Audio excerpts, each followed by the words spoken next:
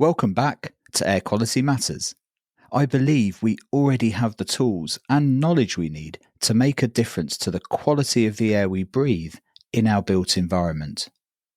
The conversations we have and how we share what we know is the key to our success.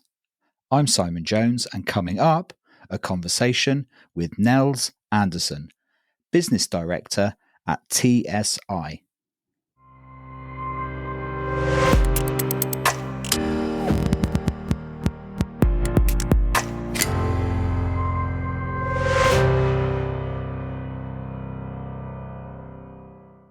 Nels is at the heart of the health and safety products at TSI, a company with a rich history in innovation and cutting-edge technology.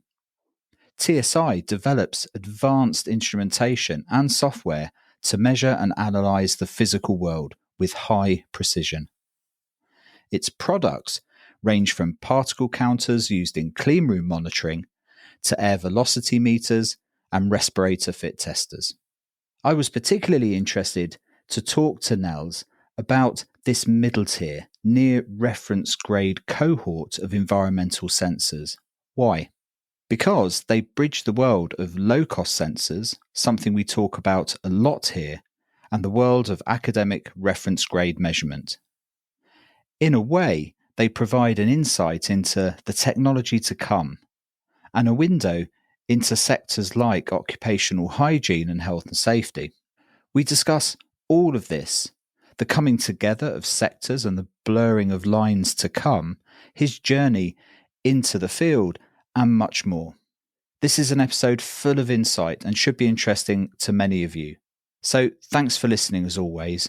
Do check out the sponsors in the show notes and at airqualitymatters.net. This is a conversation with Nels Anderson. So I'm more of a kind of a business and operational mindset when it comes to how do we use all these things? How do we create value for the customer? How do we, bring it all together in a way that's easier to use? So really that's where some of our new products have come from, is more about that workflow and how do we make it easier for less people to know more, basically, right? No better person to speak to then, really, about my opening question, I guess, which is like, we've seen this explosion. I mean, there's no other word for it, I think, both because of the development of the technology, but also just the proliferation compounded by COVID of low-cost sensors into the built environment. Right. And there's no doubt they bring value. I think it's well understood that they're enabling us at a lower cost level to get this kind of longitudinal picture of our built environment like we've never seen before. Right. So it's fascinating. But much of that tech that we see has really trickled down from a tier above it, which for most people haven't really seen that tier unless you're in, like you say, in food hygiene or occupational health and safety and those kind of tiers. I don't know if it has a name, but I kind of call it this middle tier, just below research grade equipment. Yeah. Middle, near reference, right? Whatever you want to call it, right? But does it have a? I mean, does it in your head? Right? Does it have a tier? Like, how do you categorize it? The most common we would use would be near reference methods. That's kind of a common terminology that's used, at least in the occupational space. And environmental monitoring as well, right? It's not, there is that tier that's the reference model, right? The BAMs and the TMs for particulates and things like that are, that are used for specifically very high end research and, those environments where you're going to need to have exactly accurate measurements all the time, right? And that's where, but again, the market for that's fairly small, right? Because not everybody's going to spend $100,000 on a piece of kit that's going to sit there and do one thing for a long period of time, right? So, so we play in that next tier down, really, or we historically have. That's where our lines like the Dust Track have come in, and that's really about consistency, precision, durability, and dependability in those areas where you really need to have really just ongoing confidence in that data being accurate for lots of reasons, but not least of which is the employee safety and liability side of the equation, right? So how do you make sure that you're protected? A lot of that has to do with compliance with regulations, right? Make sure you're protecting people in the best way possible in those high risk environments. But you're right. Then it trickles down to, well, yeah, but that's, again, if you're talking about the high end research end of the market being a very small slice of the population, that next tier down is a bigger slice, but not, it's not consumer grade for sure, right? So you're talking about still a very dedicated speciality of people that are looking at those types of instruments. But at the same time, you've got all this movement in the market to, well, there's less of those people, but they're being asked to do more, and they got more data than they've ever had before. What are they supposed to do, right?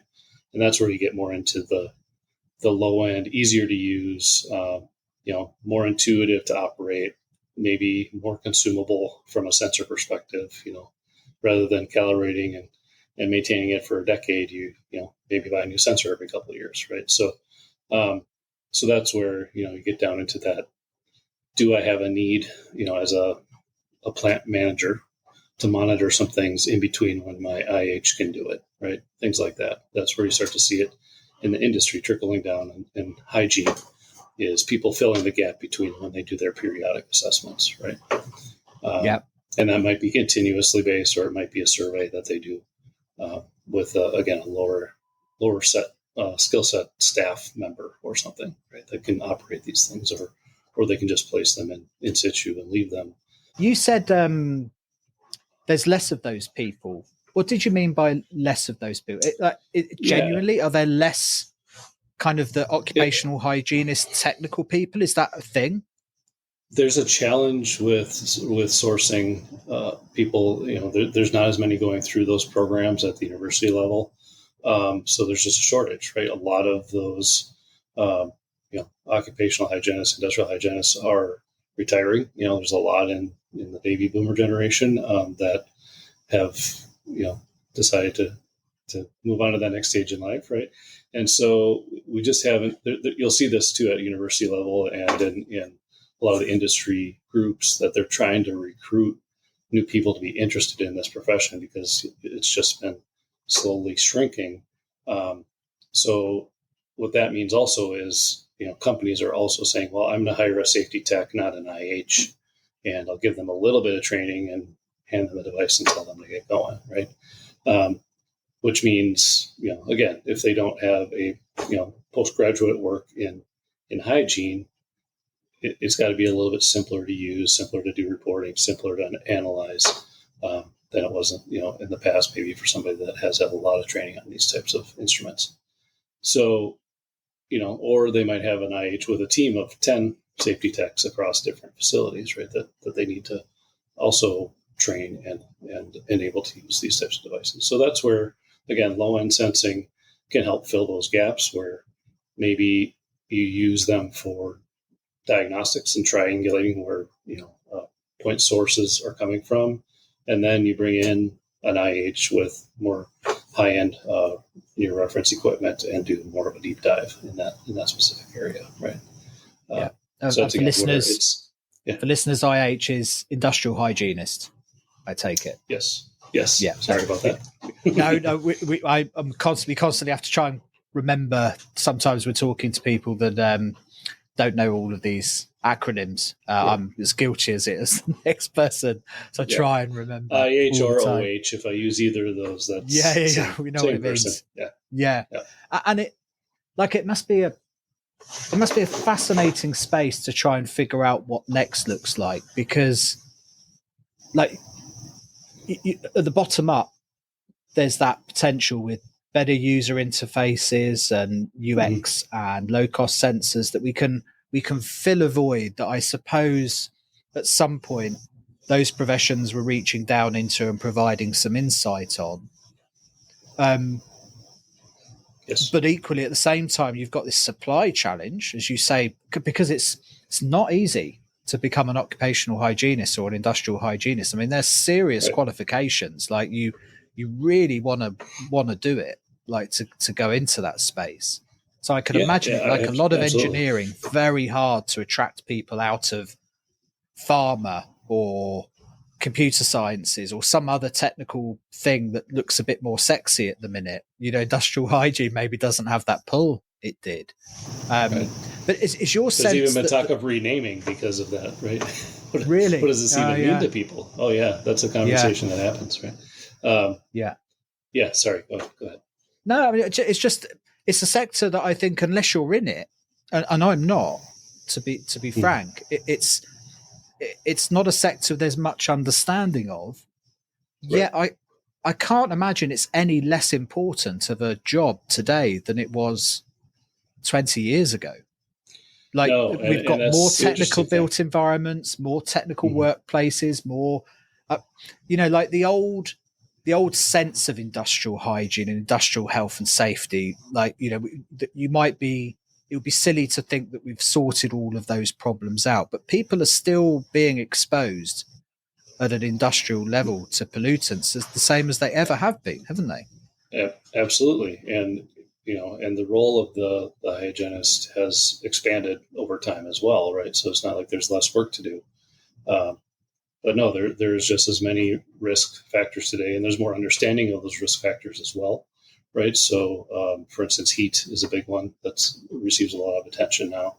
The complexities that come along with managing heat stress, and it's a little off topic, but there's new work going on combining particulates and heat stress together, and the impact that has on people, right, and their health.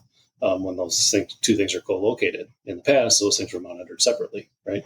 But now people are starting to say, well, what if we monitor them together and assess what the risk factor is as a combined risk rather than separately, right? Singapore has rules about this, for instance, that they have to do this type of reporting. So those are things that are happening too, where the multifaceted, multivariable, risk assessment is something that's emerging, and the hygienists are being asked to do this, and yet there's less of them to do it, right? So how do we provide the tools to enable that to happen? Yeah, and to kind of place where TSI's technology comes into that space.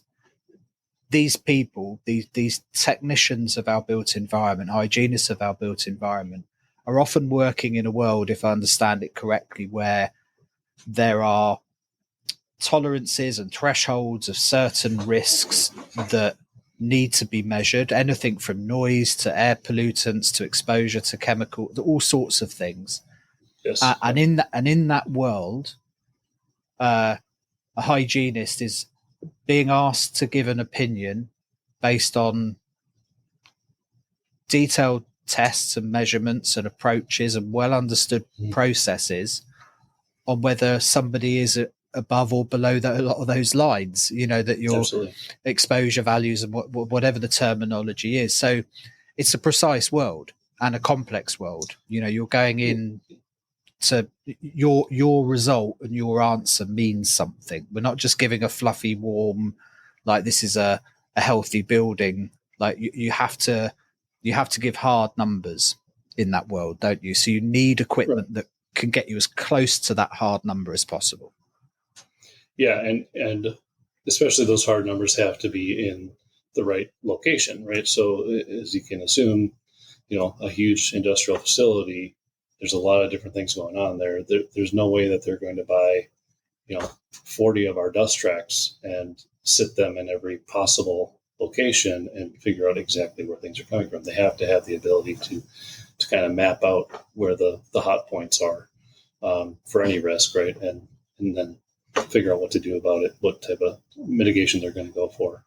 And that's, again, where an ecosystem of lower cost solutions helps out, right? So they might be able to then place multiple low end sensors around a facility, triangulate where they think the point source is coming from, and then really focus their efforts with their limited resources on that area versus kind of having to do a little bit of this based on observation and expertise to figure that out today, right? Which is a lot of times what happens, and you talk to a group of IHs and they're going to probably say that, I have to take a gut feel approach to get started in a lot of cases, right? Because they don't have the ability or the time or the tools to, do a holistic assessment of every single possible risk factor.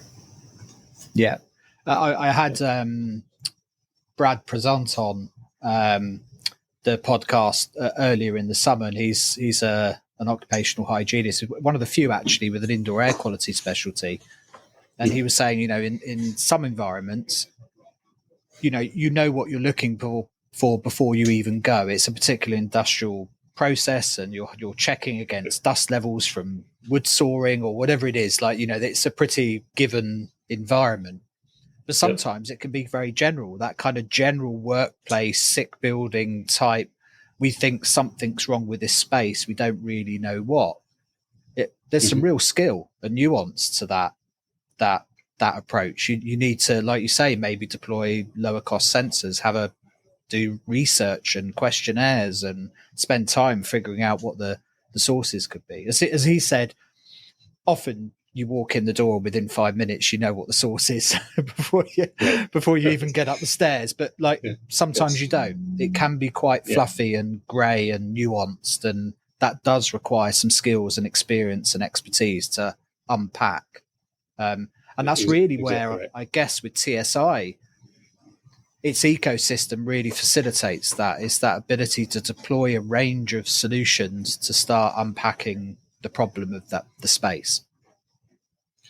That's right. And it's always, there's a desire for this. Hey, can't you just give me a product selector tool that allows me to easily choose, which one is right for me? And, question is kind of, sort of, maybe, right? The answer to that is because there's so many different dimensions that you could go down. It depends on what you're trying to do, right? So are you going to, be doing this continuously? Are you going to be doing this inside or outside? Or are you going to be doing this at for compliance reporting? Or is this more indicative so you can, make sure your employees are happy, but there's no high risk level threshold that you're dealing with?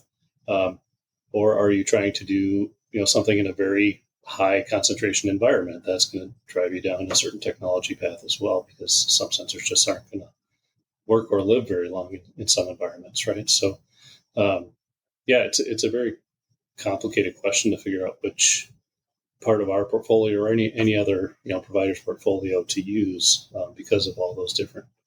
It's not even a Rubik's cube, right? It's a dodecahedron cube or something that has so many different variables to it. And I encourage anybody to look at the TSI website and just see the sheer breadth of technology that's on there. So like even just thinking of something like ventilation and air quality, there are 4 or 5 verticals of products that you could be having a look through just within that question, never mind noise and thermal comfort and other things as well. Absolutely. I mean, as kind of the elevator explanation for listeners, what's the fundamental difference between a low-cost sensor, an Airthings, Katera, Imbiot type device that people might be familiar with, that on the face of it is measuring CO2 and particulate matter, and maybe even some of the electrochemical sensors might even be doing CO and ozone and some other stuff. Yeah.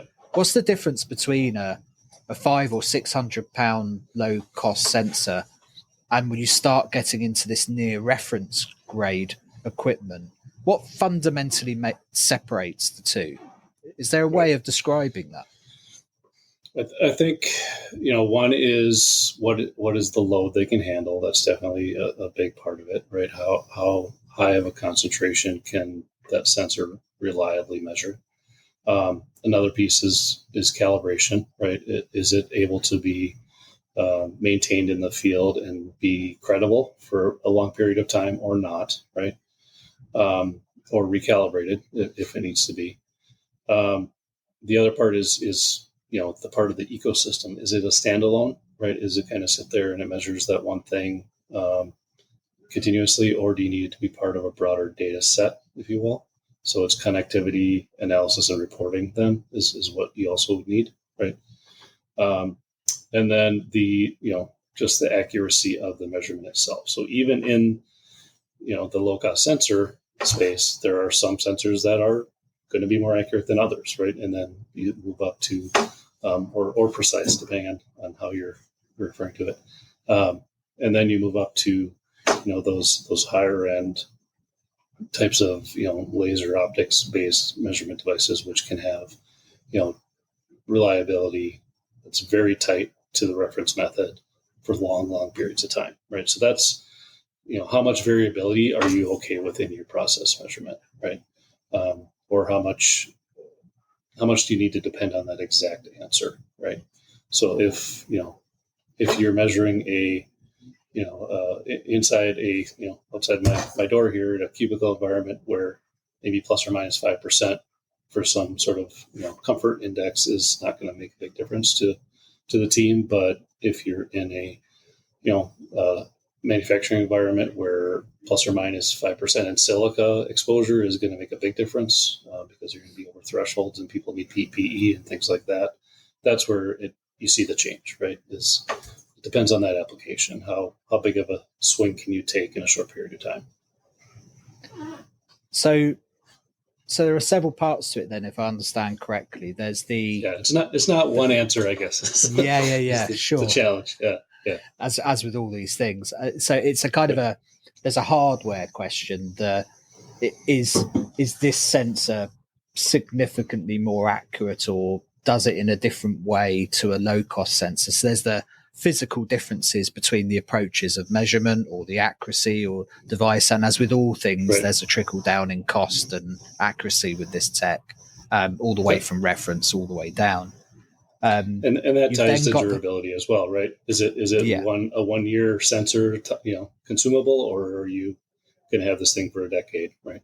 That also plays into that. And that's the thing. It's that process driven. This is a tool that somebody has to use that can give an accurate or within a tolerance result the same on at 6 months as it does at year 2 as it does at year 5. I mean, this is a piece of equipment in the hands of a professional generally who needs to be able to work with that tool and understand whether that's in-field calibration, that you take elements of it out and replace it so many times a year, or whatever the pressure it comes under because of the environments it's in, that there's an approach that means I can stand over a degree of accuracy the same at 6 months as I do at year 1 and year 3 and year 5 or whatever it is. So it's that long-term reliability. That's, as I was talking to Maria Fagols from Imbiot there the other day, the reality is we still don't know with a lot of low-cost sensors. They haven't actually been out in the field long enough to really know what the drift is. Enough. Like, we've got some idea with some of the earlier sensors like CO2 and temperature and heat. Like, we've got some sense, but what the 10-year lifespan of these PM sensors and electrochemical sensors, like, we can get an idea of the degradation curve over time. We can forecast, I guess, to some degree, but we don't really know. Whereas these devices that you're talking about have been in the hands of people year after year for a while now, and they need to be able to stand over those devices year after year. That's the fundamental difference, isn't it? That this is a piece of equipment that when I walk into a building and I'm creating a report, I need to know that another hygienist could come in 6 months later and I can stand over what I've said.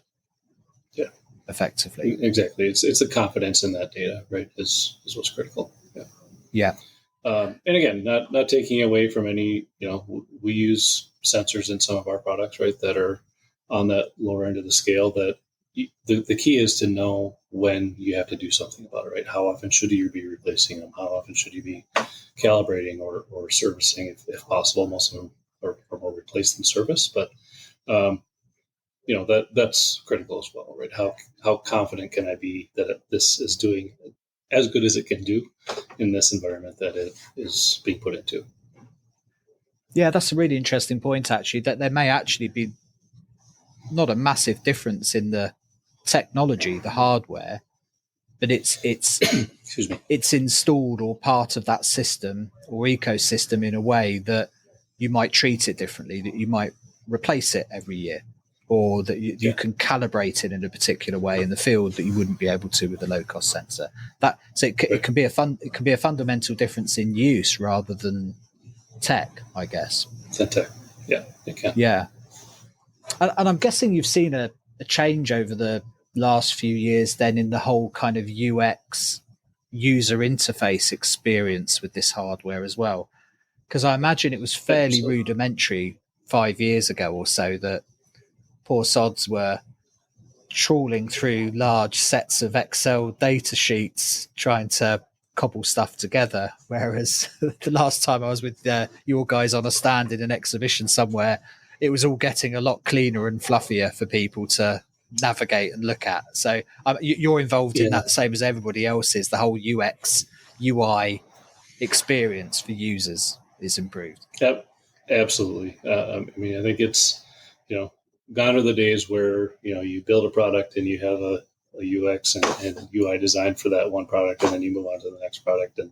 that one starts from scratch, right? That, everyone's got these, right? So how do you make it simple to use? And so it's, it's used to what, or it's similar to what people are using in their daily lives, right? They're used to having very easy to navigate interfaces, very easy to create different types of views and reports and things like that. And at the end of the day, if you're an industrial hygienist or you're a facilities manager, you're trying to get your job done. And the more systems you have to use, the more data sets you have to manage, that's just more time out of your day that's being wasted, right? So how do we bring it all together and make it easy for that person to do the jobs, the workflows they're trying to get done, rather than making them learn, 10 different instrument interfaces to do 10 different measurements, right? So that's a lot of the focus we've been putting on the last year and a half or two in new product development is helping to bring data together, bring user interfaces together. So that's, a homogeneous solution set rather than very disparate. We see that across the sector, this kind of Apple approach where it doesn't matter what your entry point into the ecosystem is, your experience is largely the same. That there's this familiarity in appearance and use and buttons and how you express data. All of that has a cohesiveness, I suppose, for want of a better word, that means it makes it familiar. The interesting thing about that, I think, is that it blurs the lines much more with use of those systems, whereas before there were only a handful of people that understood how to get the data from a TSI piece of equipment and turn it meaningfully into a report, right? And that was the occupational hygienists and so on.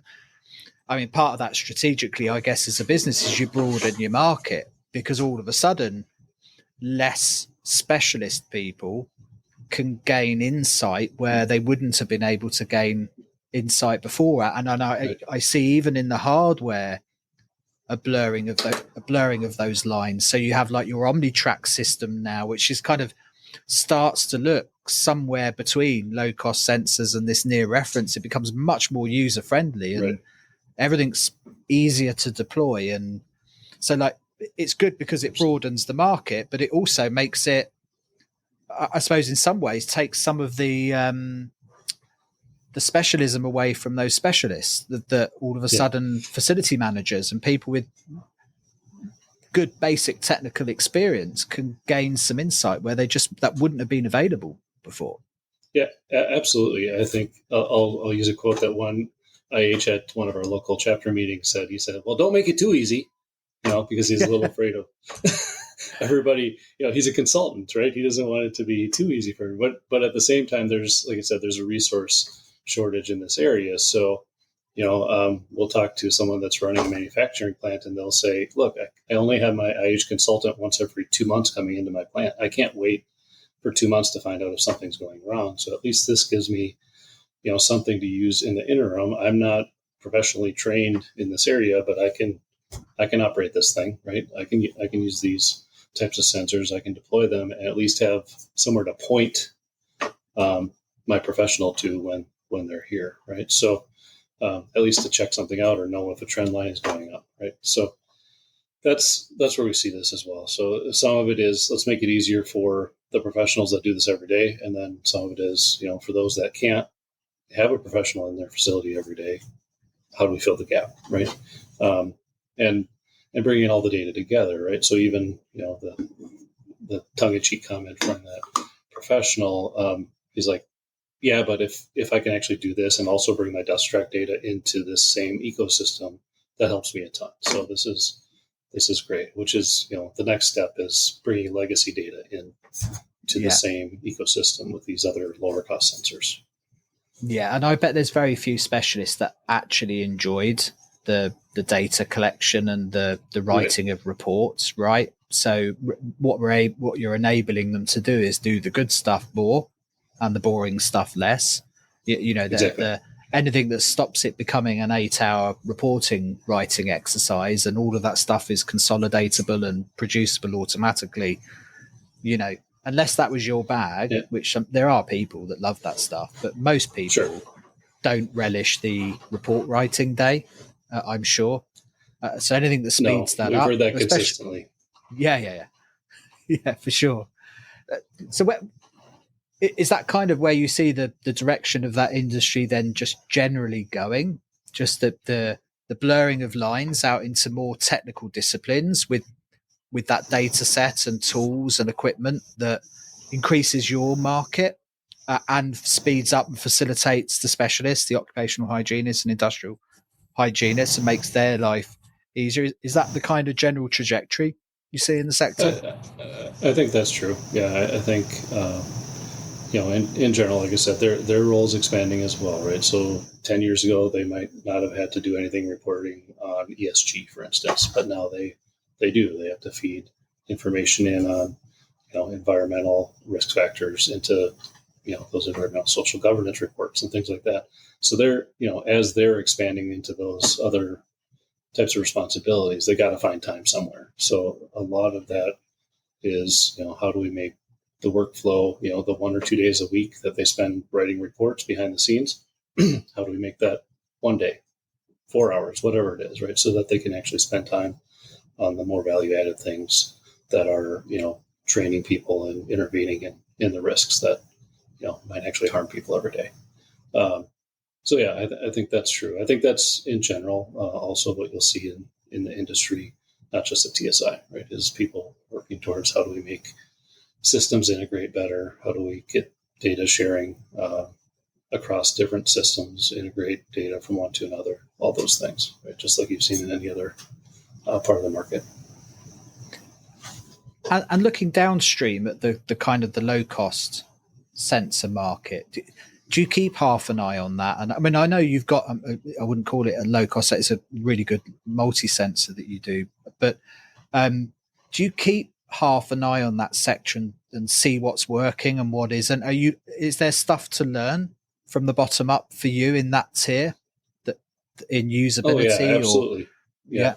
And again, we're all consumers as well as working in our business during the day, right? So people get used to having integrated sensors in their homes, right? Then you start to expect or look for opportunities to manage businesses that way as well. So we do play in some of that space today in indoor air and outdoor environmental monitoring. Like you said, we're not at the lowest end of the spectrum, but we do see, when you're looking at this continuous monitoring market, there is opportunities for businesses to do better and to learn more about what's going on in and around their buildings. Yeah. And that means you have to have a lot of them out there, which is a different, model than one person carrying a few devices around, right? So that's where you have to be looking at that low end sensor market and seeing what's working, where scale is happening, because that's going to enable that network effect of that data. If we can get the population of sensors out there across our customer sites, they start to see the trends across different geographies, across different manufacturing types, and again, able to analyze that in a better way. Whereas before it might have been based on one person doing a survey once a year. Now you can see things happening in real time and do something about it in advance rather than waiting until something, somebody happens to come upon it, or there's a citation or somebody gets hurt, God forbid. So, so there's definitely always going to be a view at that part of the market. Must come back onto the somebody's going to get hurt bit, because I think it's an important piece. But I think one of the fascinating things about being in the middle tier, I mean, I know you're not just in the middle tier, don't get me wrong, right? But I think one of the interesting things about being there is you see what's happening above and below you from a technology perspective. We've seen in the low-cost sensor market, we're starting to see electrochemical sensors start to do a better job. There's a lot of caveats to that still, we know and understand, but that's quite exciting to see.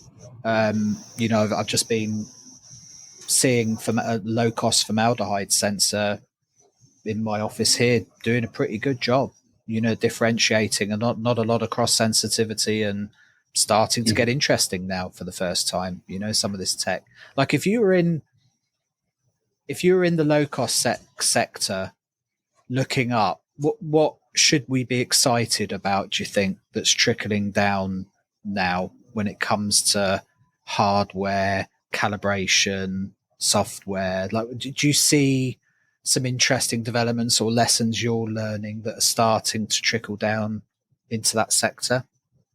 That's an interesting question.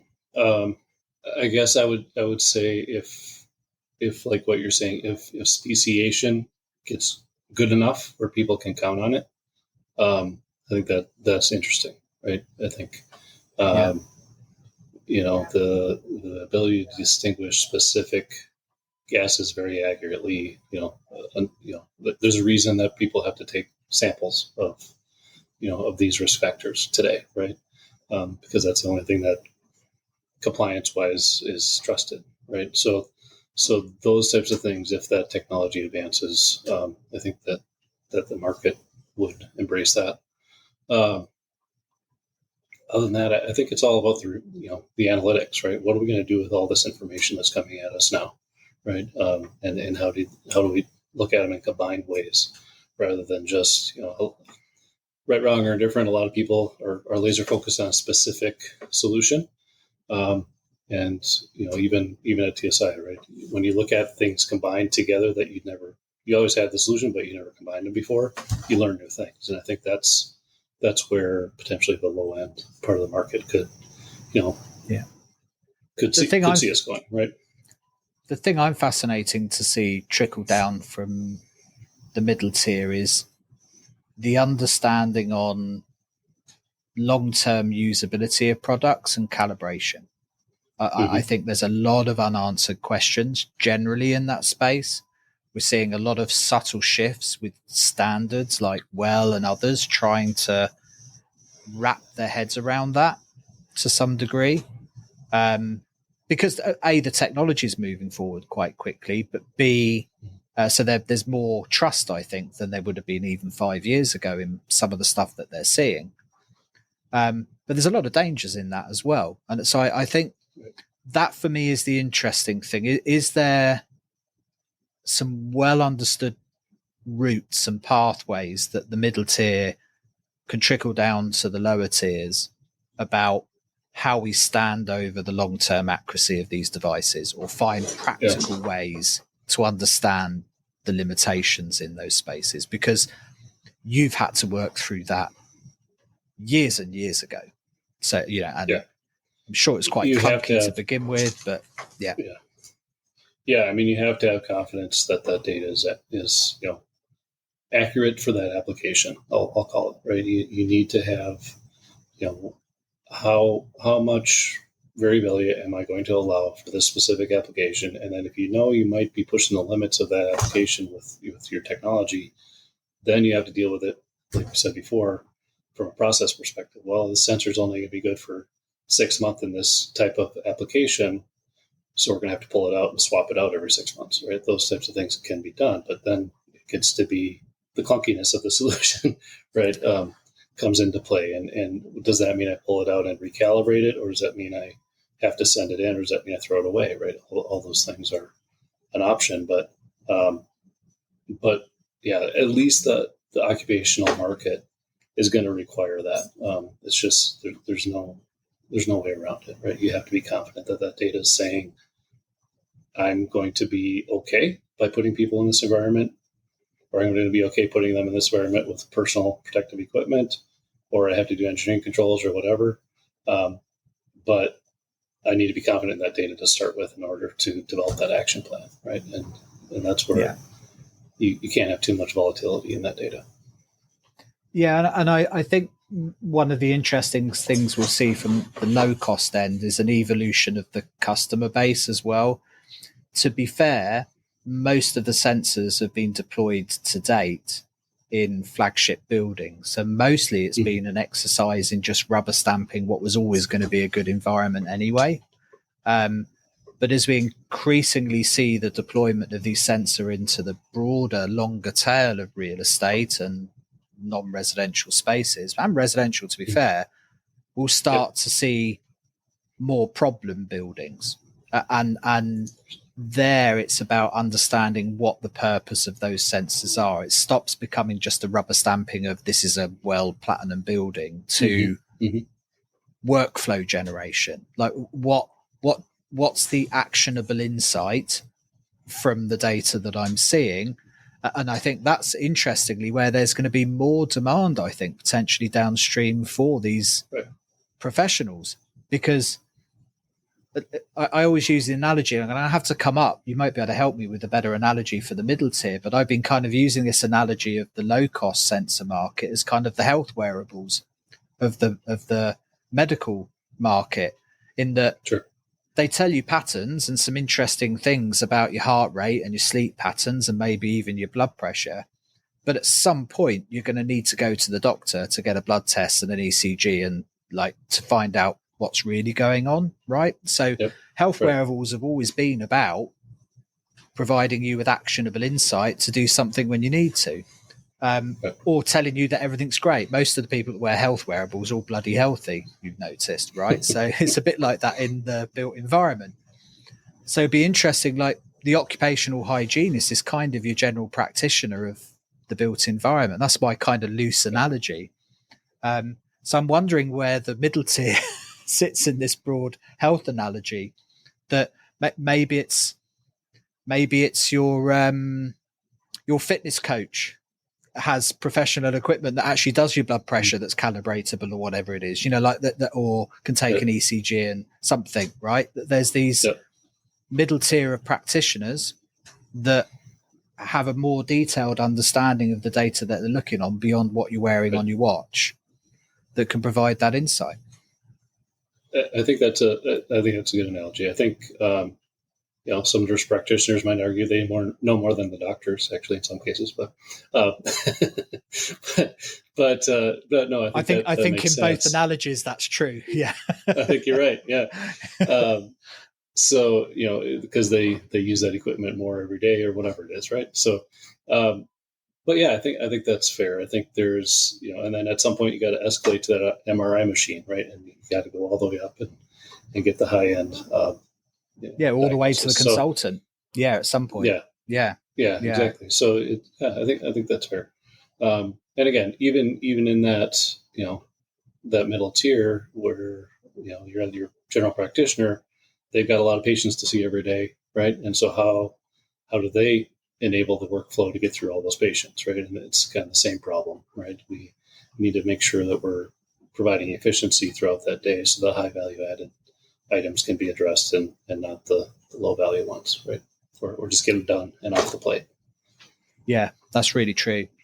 And sitting in this middle tier, are you seeing stuff coming down from the reference grade end of things that's exciting and pushing the development of this near reference tech, speciated PMs, speciated chemical compositions? I mean, you go to the very top of the tree and there's some fabulous equipment, as long as you've got a couple of million to spend on it. Some money. But yeah. But nonetheless, there's some very exciting tech that I'm guessing no doubt will trickle down in some form or other to I'm this sure. middle I tier. mean, as all technology does, right? You look at a new application and use it in a different way. Um, and even at TSI, we have some other divisions that are working on some high end specialized stuff for clean rooms and things like that. So you never know what's going to come down the pike. Uh, but I think it gets to what market you're trying to serve, right? And there's that research arm that's always going to be needing the high end equipment or those highly at risk products that you need that type of equipment to manufacture. And then the majority of the market's going to fall into that next level down, right?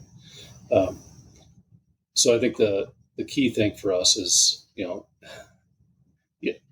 how accurate is accurate enough, right? And um, is that going to change the action that you're taking in that application, right? So to your point, if I find out that I'm plus or minus 1% on my blood pressure, that's not going to change my diet probably, right? But if I am plus or minus 10 on a credible piece of equipment, and I spiked all of that within the last month, I probably did something that I shouldn't be doing, and I need to work on it, right? So how do we make that alerting on those types of things very easy? How do we make diagnostics of exceeding thresholds very easy so that people can take action and actually do something about it, versus just, well, here's another report, put it in your pile, and hopefully we're better next time, right? The action is the key.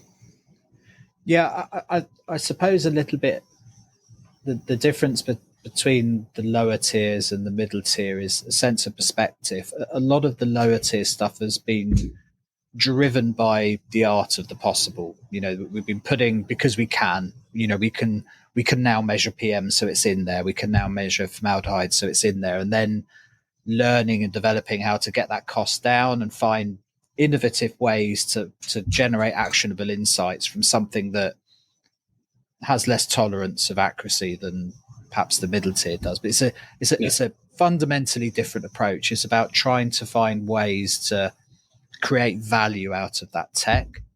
Whereas I'm guessing in the middle, it's almost flipped. You're trying to deeply understand the needs of a particular process or profession and cultivate a solution that answers as best as possible that need. Like whereas the low cost sensor has just been about technology development primarily. Technology push. Push. Yeah. Whereas this is about process pulled, isn't it? The middle tier. Yeah, and sometimes that the technology is going to fit in that process, and sometimes it won't, right? And you try another one, right? And again, it all comes down to the specific requirements that are going to meet the need of that specific market segment and application, and you're not going to be able to fit every single sensor into that every single application. So that's why you have to have a broad solution set, because every monitoring things in a mine is much different than monitoring things in a healthcare OR. It's just, you're never going to use the same equipment in those two situations, right? While I have you, I just want to briefly talk to you about Ultra Protect, a partner of this podcast. Look, they're not here by accident. Like the podcast, they are passionate about driving changes in our indoor environment and are an all-round great company to deal with.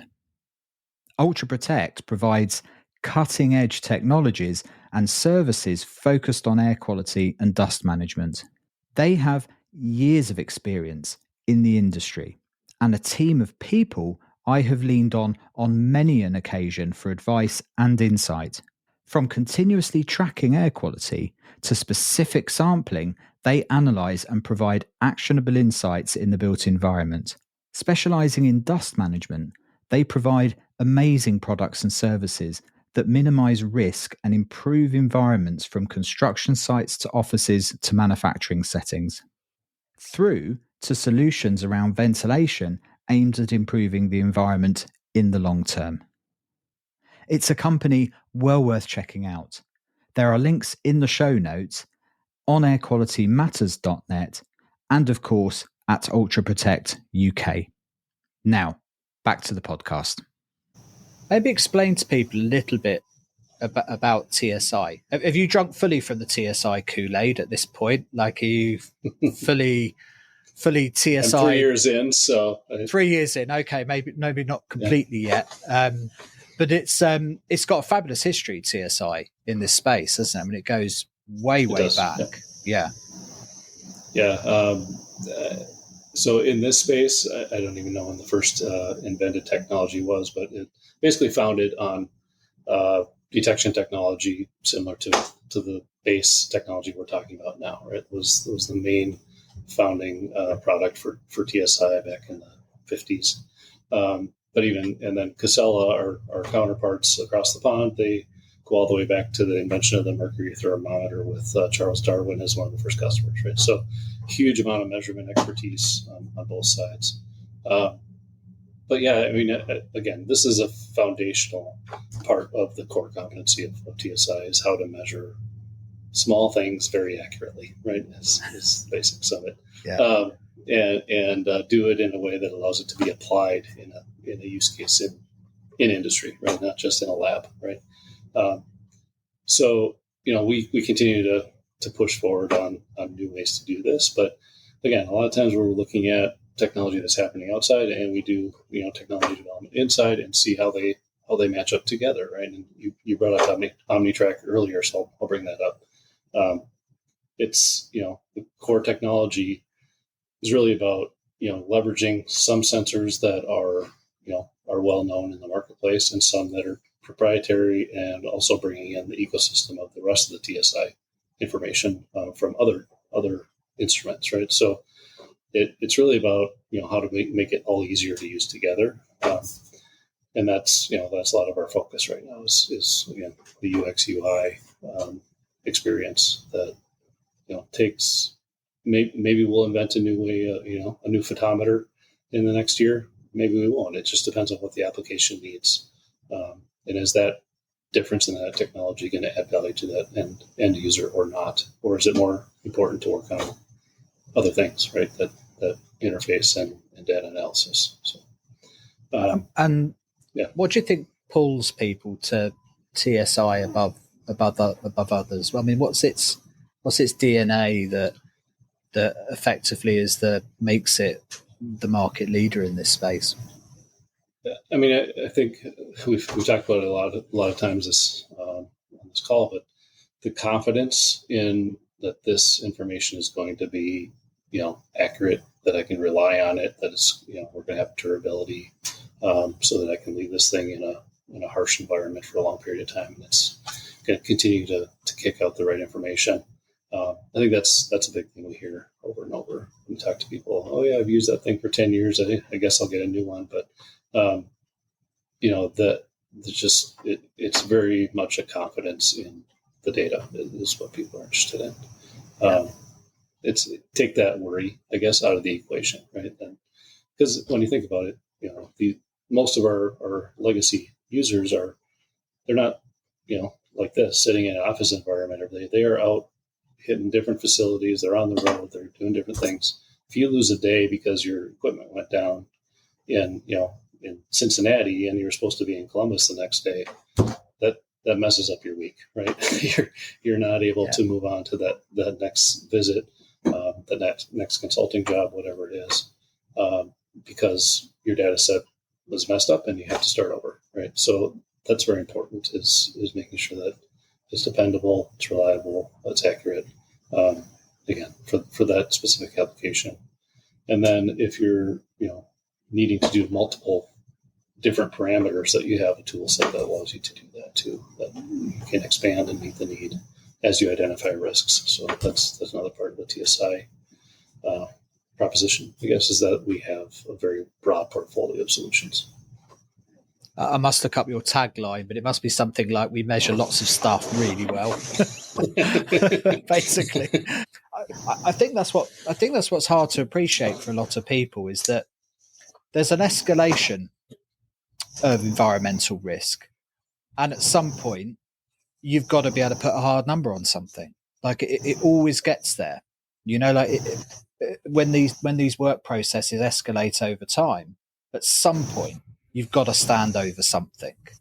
And at that point, it usually ends up with somebody holding a blue piece of equipment, wandering around, deploying sensors that you can stand over that number, or sending sample tubes off to a lab or something. Like at some point it ends up there. That's the challenge. It does. And that's really what the industry is learning how to do differently now, right? And, people have not had, this is a pretty nascent technology in this market, right? So they haven't really figured out, how do I do things differently if I could deploy 50 of these things in a location at once versus doing my normal, well, I'm going to stop in, I'm going to do some observation, and then I'm going to put 1 or 2 units in certain locations, right? So that's something the industry is still learning, is how to best do that. Again, it'll evolve over probably the next 3 to 5 years as people do more case studies and researchers learn more things, but so, to some extent, you don't know what you don't know yet. It seems like the right thing to do, that you can monitor risks over time instead of waiting for the next cycle of periodic assessments, right? But again, people haven't figured out exactly how to do that best yet. And that's, you go to any conference, whatever, a lot of what people are talking about is how did I do this study using distributed sensors? How did I do my analysis in a different way using statistical modeling, all those things? Because in the past, if you only had a week's worth of data from one instrument, that's a different assessment than if you have 50 sensors for a year, right? You got to look at the data a different way. And I think that's the big learning exercise the industry, the broader built environment industry, is going to have to go through with this explosion of low-cost sensors. And I think Joseph Allen hints at this at some point in one of his books, where he says, the risk is, with the world full of APs and kind of general practitioners in the space, there's a risk of giving an opinion that a building is healthy, right? At some point, you need the qualifications to be able to say that, and the data, the reliable data, to stand over that decision. Because at some point, it's whether or not that healthy building, or that tolerable risk, to use health and safety parlance, at some point somebody's got to be qualified to give that opinion. That's that. I think we've expanded healthy buildings out into such a broad portfolio. We're giving very generic health and well-being expletives about the space, but as a business owner or a process owner or whatever it is, at some point you've got to be able to say, yes, this is an acceptable risk, or this is a tolerable risk, or this is a healthy space, or whatever it is. And I think we'll always just end up there. I was hearing a presentation by the World Building Standards there a few weeks about talking about, they were kind of backing off this need for annual air quality assessments and relying more and more on low-cost sensors. But even they were saying that at some point you're still probably going to need somebody to come in and give an opinion, ultimately. Because if nothing else, to validate that those sensor ecosystems are still saying what they should be saying, right? And validate that data, right? Yeah. And I think that's the challenge. I think somebody that's coming at it from a process perspective and understanding the limitations of low-cost sensors is going to be hard pushed to be able to give an opinion. It will be part of the toolkit, but I can't see it ever standing alone. It might generate certain workflows, as like you say, might show sources, like start to develop a pattern of where sources might be coming from.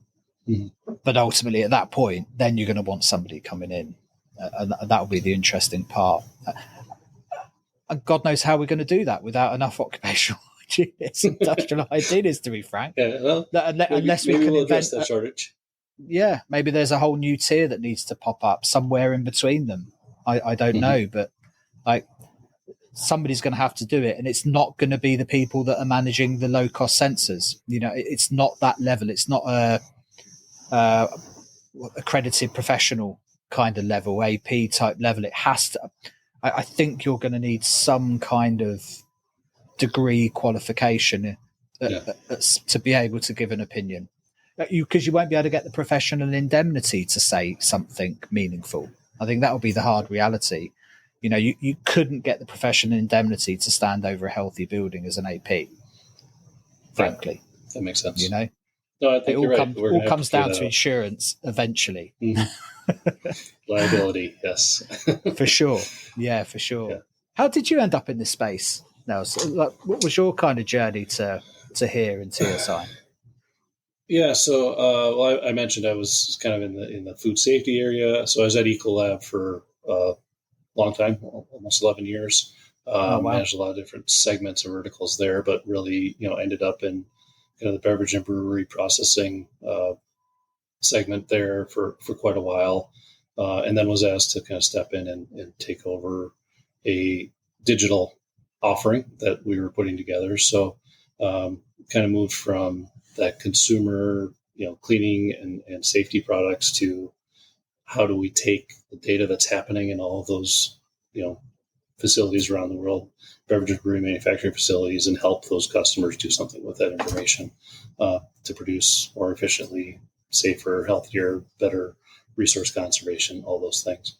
So that's what I did the last 5 years. So when I was at Ecolab, so kind of moved more into the digital side, and then moved over to a healthcare startup again on the software side, and was there for a few years, helped grow that business. And then TSI was kind of looking for something that combined the two, something to, help bridge the gap between the future, software and UX solutions and, the hard goods legacy products. So that's the reason I came over. Yeah. So yeah, that was my transition. But again, I was, never a health and safety specific, classically trained hygienist or anything like that, but had kind of my toes in the water, been in a lot of manufacturing facilities globally, and learned on the road doing that. And then when I came over here, learned through all the expertise we have at TSI and talking to folks in the market. So that's my background. And today, again, your job title, your role is in kind of product development principally.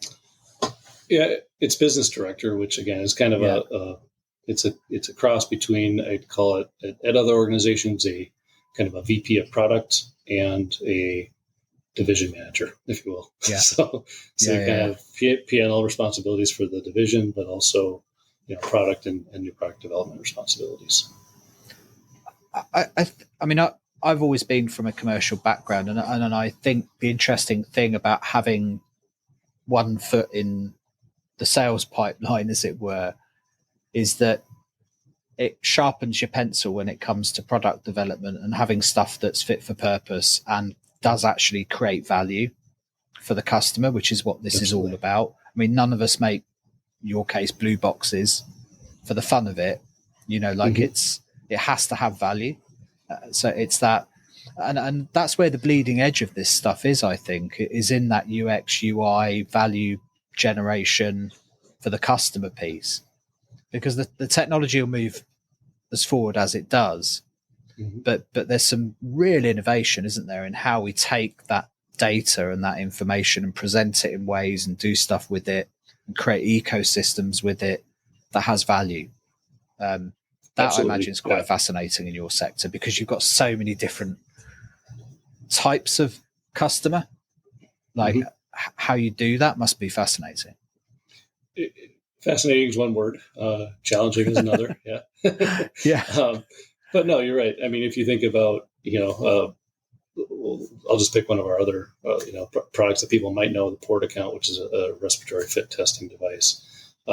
One user of that might be a registered nurse in a hospital. Another user of that might be an IH doing fit tests for a company. Another user might be a fire department, chief or someone he delegates to do the testing. Another user might be a police, captain that has to do it, is assigned to do it, right? Like very different in terms of background training. It's got to be easy to use for everybody, right? Because it's not going to be used by the same type of trained person everywhere, right? So that's just one example of, if you're looking at, we sell to almost every industry out there. You've got to think about it from the end user's perspective on, where are they coming from when they're going to use this thing, right? And again, a lot of our products are designed for that high end user with a lot of training. But as we move forward in this market, you got to think about that broad swath of users that's, just needs to unbox the thing and use it without having a lot of training, right? Yeah. So yeah, a lot of work to do there, a lot of opportunity definitely to, to make it easy to use, easy to analyze, easy to roll up, easy to share.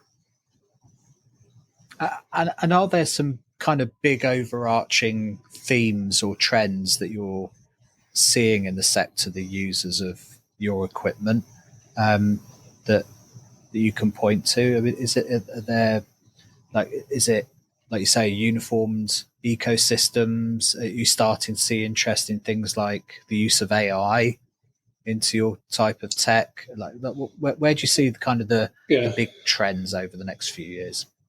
I see a trend in the conversations about AI or machine learning or advanced analytics tools.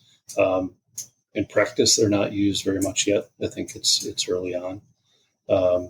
People are testing the waters to see what works or see where they can gain value. But as with, again, all the emerging technologies, will have a few early adopters, I'm sure, that will test these waters. The challenge will be, I think, more on the compliance side, right? If I'm a professionally trained person giving an opinion, and I then decide to put this data into a model that spits something out, am I put my name on that or not, right?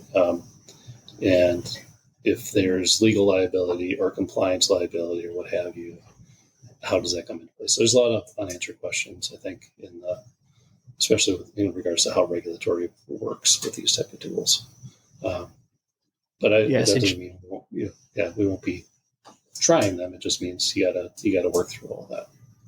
Yeah, it's interesting you say that. It's nothing like when you've got to put your signature on the bottom of a report to concentrate the mind on whether you can really stand over that. It's different if you're using AI to do some marketing wonkery or generate a new graphic or something like for you. But if you've actually, that's your professional indemnity on the line, it's a different kettle of fish. Has it made a calculation somewhere that I can't stand over?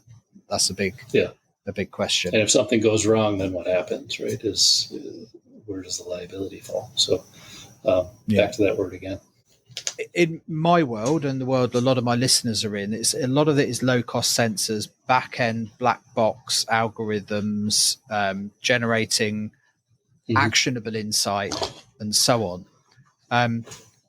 But from your world, a lot of it is about process-driven monitoring, stuff that comes from standards, comes from a particular way of doing stuff. And I just thought it'd be interesting just to unpack the differences of those a little bit. That when somebody's turning up to a facility to start measuring stuff, they're not just wandering around willy-nilly waving a wand in the air trying to measure stuff. I mean, there's a process behind this. I suppose in either world, you're going to have people that stick things up willy-nilly, but I think at least in the occupational hygiene space, there are, they're relying on background. They're relying a lot of times on, information that has already been gathered prior to arriving on site, whether it's, hey, we think, we've got someone that was exposed to something here, or OSHA came in and they found something there, or, we put in this new piece of processing equipment, so this is a change versus last time you were here, those types of things, right? So they have, while things can change anywhere in a facility, usually there's some guiding, principles to point them in a direction to start.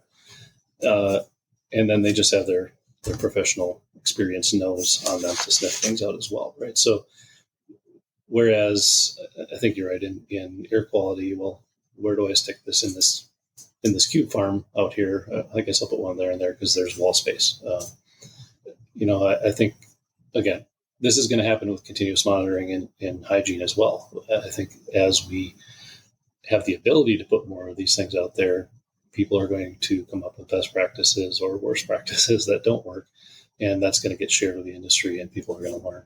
But again, it's pretty early on in terms of how to use those, and as the models improve as well, how do I triangulate a point source based on placement of these types of pieces of equipment? Then that'll help determine better guiding principles, I guess, for application. And again, yeah, that's interesting. So you think the data in of itself will help generate some of those processes over time? I do. I think that they have to be validated, but it's probably going to be okay. Well, we put all these out. The data set says probably over here is where our biggest issue is, and then they're going to go do the wand waving and figure out if that's true, right? But we're going to need several, probably a library of those types of case studies before people will start picking them up as generally accepted principles of how to do studies. Right? Yeah. But today, again, we're early in the process, so you'll see them here and there where people have tried new things. A lot of times at the university level, right? They'll do a study of how might we do this type of approach, but it's not generally accepted principles yet. Yeah, and I'm still fascinated to see how we start unpacking this ongoing calibration piece with a better process with low cost sensors, because it to me it seems a little bit at sea at the moment, and we're relying quite a lot on automatic baseline calibration of a lot of these devices, and some of them have been around long enough where we can rely on it. I've got NDIR sensors here that pretty much on the money. I just stuck one outside there this afternoon for a few hours to see if it zeroed back to 400, and it was straight there. Like it's pretty good. Like it's been kicking around my office. Like its ABC is pretty good. But there's others we know much less about. Particularly PM monitoring that might degrade over time, or some of these electrochemical sensors. So how practically we create processes to be able to stand over these devices over time will be really interesting to see. Yeah. And, I think I kind of skipped over that part of your question, but we know, before you do a study with a dust track, you should do, a check on it. And there's a annual calibration recommendation in the factory and all those things, right?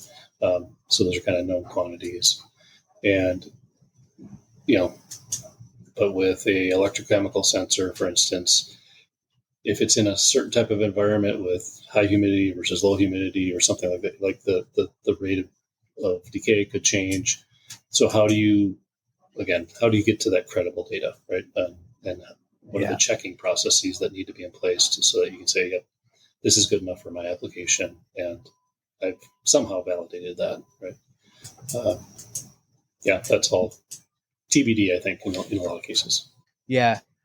I'm just fascinated to see how this crossover or intersection, when we see increasing bleeding from the top end all the way through these tiers, where you get this meeting in the middle. That's why I was so interested in the OmniTrack, like where that came out of, because it really does seem to sit in this somewhere in the middle between the two, that it's high-tech calibratable gear, but created in a way that's deployable, a bit like low-cost sensors are, in a way that you can walk in with this device and plonk various units around the place and leave them there and, record some data in a kind of a low-cost sensor way.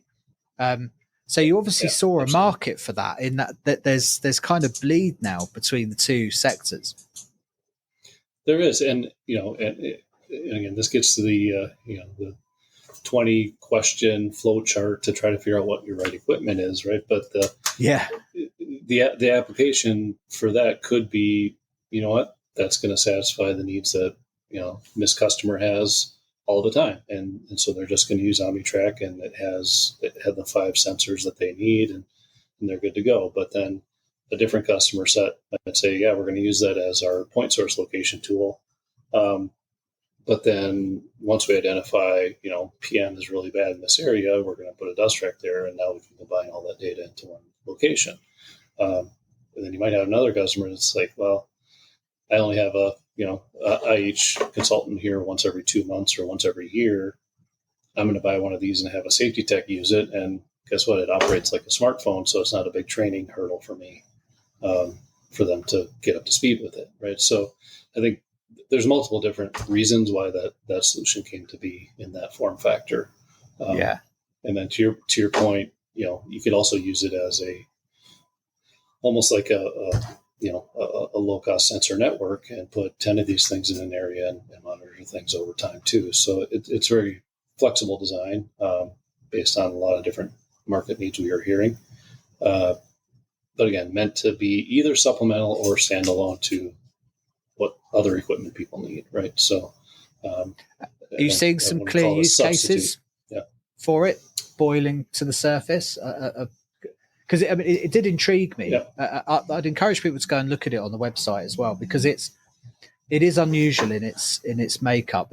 To try and audibly describe it to people that haven't come across it, it's like a tablet type device that has the data presented through a nice user interface, but you have this series of modules that you can connect either on it, although it doesn't exactly connect to it. It just kind of sit on it, but you can deploy these modules. Just a holder, yeah. But you can effectively wirelessly deploy this series of modules around a space, and they will collect data and present. I could imagine, like you say, a facilities manager that's got quite a big, complex space to monitor that with the right process could just move these things around in a given organized way and keep track of those spaces, but do it with a device that they can stand over the numbers of because of its calibratability and accuracy and so on.